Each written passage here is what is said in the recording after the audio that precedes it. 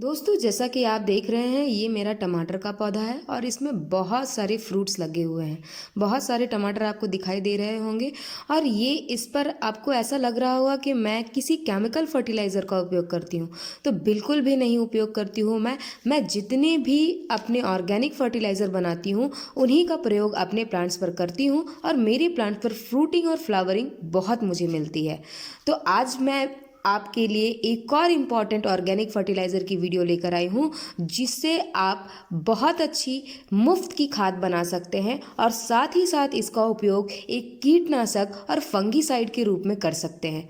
तो चलिए शुरू करते हैं अपना वीडियो। मैं इसे कैसे प्रयोग करना है यह बताते हुए इसमें ऐसी क्या गुण मौजूद है कि हमारे प्लांट के लिए ये बहुत ही बेनिफिशियल है, ये भी मैं आपको बताती जाऊंगी। और साथ ही साथ मैं एंड में आपको बताऊंगी कि आपको इस राख का, लकड़ी की राख का किस प्लांट पर प्रयोग करना है और किस पर नहीं करना है।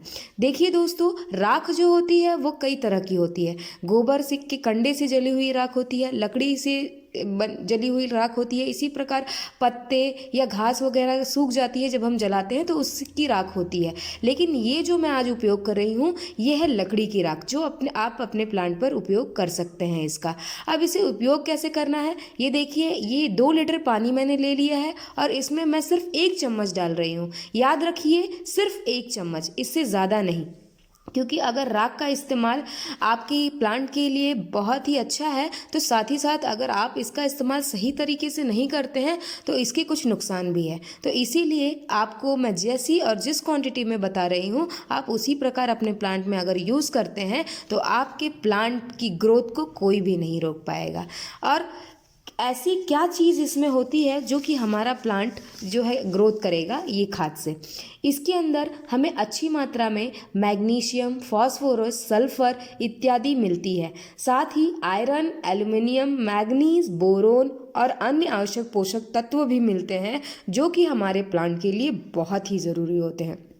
करना क्या है, आपको सिर्फ इसे घोल लेना है और अपने किसी भी प्लांट में इस तरह से गमले में हो या फिर ज़मीन में हो, आपको क्या करना है, डाल देना है। बड़ा बहुत ही आसान है। ये जो होता है राख की फर्टिलाइज़र, राख में जो होता है वो अल्कलाइन गुण होता है जो कि एसिडिक, अगर आपकी मिट्टी बहुत एसिडिक हो गई है तो उसे वो कम करता है और साथ ही साथ ये आपकी मिट्टी की गुणवत्ता में भी सुधार करता है। इसके अन्य और भी बहुत सारे फायदे हैं जिसका उपयोग आप कर सकते हैं। ये देखिए, आप इसका उपयोग एक कीटनाशक के रूप में भी कर सकते हैं। जैसा कि ये मेरा दूसरा मेथड आप देख रहे हैं, मेरा ये फूल का प्लांट है और इसमें जो है सफ़ेद सफ़ेद जो कीटों का अटैक हो गया है, जिस पर आप इस तरह से अगर इस राख का छिड़काव करते हैं तो ये आपके प्लांट से तुरंत ही इस समस्या को निजात मिल जाएगी। आप किसी भी प्लांट, चाहे वेजिटेबल हो चाहे फ्रूट हो, किसी भी प्लांट पर इस तरह से आपको राख का छिड़काव कर देना है। जब आप छिड़क देंगे आप खुद ही नोटिस करेंगे कुछ दिनों के बाद कि आपका प्लांट जो है वो स्वस्थ होने लगा है। ये मेरा गोभी का प्लांट है।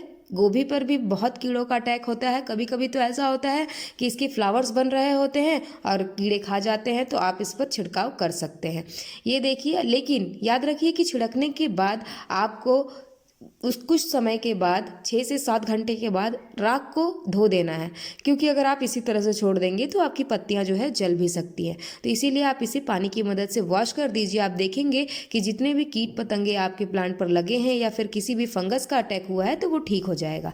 अब मैं आपको तीसरा मेथड बताती हूँ कि आपको इस राख का उपयोग कैसे करना है। जैसा कि आप ये देख रहे हैं, ये गोबर की खाद है। अब जब भी हम अपने प्लांट को खाद देते हैं तब हम इस राख का उपयोग कर सकते हैं। ये राख जब हमारे किसी भी कंपोस्ट के साथ मिलती है तो जो कंपोस्ट की गुणवत्ता है उसे और भी बढ़ा देती है। जब बढ़ जाएगा गुणवत्ता इसकी, तब हम अगर अपने प्लांट पर इसे देंगे तो जो रिजल्ट है, जो हमें 1 गुना देखने के लिए मिलता वो हमें 2 गुना दिखाई देने पर लगेगा। तो इस तरह से आप किसी भी कंपोस्ट में, चाहे वर्मी कंपोस्ट हो या फिर ये गोबर की खाद हो, आप इसमें 1 चम्मच, ज़्यादा नहीं 1 चम्मच मिलाइए और अपने प्लांट में इसे एक फर्टिलाइज़र के रूप में डाल दीजिए। कुछ ही समय बाद आपका जो मरने वाला प्लांट है या जिस प्लांट की ग्रोथ नहीं हो रही है वो भी बहुत अच्छी तरह से ग्रोथ करेगी। ये बहुत ही अच्छा फंगीसाइड है। फंगीसाइड होने के साथ साथ कीटनाशक और एक मुफ्त का फर्टिलाइज़र है जो आप खुद ही घर पर बनाकर उपयोग कर सकते हैं। और चौथा प्रयोग आप कैसे कर सकते हैं, मान लीजिए कि आपके यहाँ स्नेक स्नेल और स्लग्स जो है आपके प्लांट में लग जाते हैं, तो आप इस राख को इसमें अपने प्लांट में भी डाल सकते हैं। डायरेक्ट भी डाल सकते हैं या फिर किसी खाद में मिलाकर भी डाल सकते हैं मेरी तरह। डायरेक्ट डालते हैं आप, तब आपको बहुत ज़्यादा नहीं यूज़ करना है। याद रखिए, बहुत ज़्यादा नहीं यूज़ करना है। सिर्फ आधा चम्मच अगर आप डालते हैं और इसे अपनी मिट्टी में मिला देते हैं, तो आपका जो प्रॉब्लम है ये स्लग्स स्नेल्स वाली, ये सारे जो कीड़े हैं ये आपके पौधों के आसपास भी नहीं फटकेंगे। क्योंकि कभी कभी होता है कि हमारे जो फ्रूट्स होते हैं स्नेल्स वगैरह चढ़कर या पत्तियां जो होती हैं उनकी खा जाती हैं। तो अगर आप ऐसा करते हैं तो आपके पौधों के आसपास भी नहीं फटकेंगे। अब हम जानेंगे कि इसके फ़ायदे क्या क्या है। राख के इस्तेमाल से हमारे पौधों को कैल्शियम व पोटेशियम अच्छी मात्रा में मिलती है। इससे आपके पौधे को कई ट्रेस तत्व भी मिलते हैं जो कि पौधे की ग्रोथ के लिए बहुत आवश्यक होते हैं। राख जो होती है आपकी मिट्टी की गुणवत्ता में सुधार करती है और साथ ही साथ आपके प्लांट में अपने आप ही ग्रोथ को बना देती है। तो आप जो है इसका उपयोग करिए। बहुत ही अच्छी खाद है, फ्री की खाद है और इसमें जो है नाइट्रोजन आपको नहीं मिलेगा, लेकिन बाकी जो सारे इंपॉर्टेंट तत्व होते हैं हमारे प्लांट के ग्रोथ के लिए और अच्छी फ्रूटिंग और फ्लावरिंग के लिए, वो सारे तत्व आपको जो है इस राख में मिल जाएंगे। अब बात करते हैं कि आप इसे किन पौधों पर यूज़ नहीं कर सकते।